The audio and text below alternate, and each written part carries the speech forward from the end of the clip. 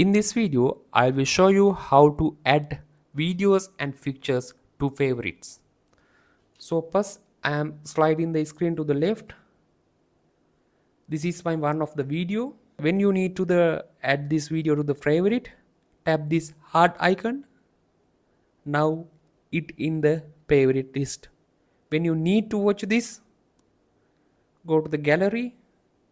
Now it show this favorite icon, heart icon in the corner of the left corner in the top. You can add this video to the favorite list. Tap this three dot and tap this heart icon. So that's it. And when you need to remove the favorite list this video, tap this icon again. And another way, tap this three dot icon and tap the heart icon again. That's it. Thanks for watching and please subscribe our YouTube channel.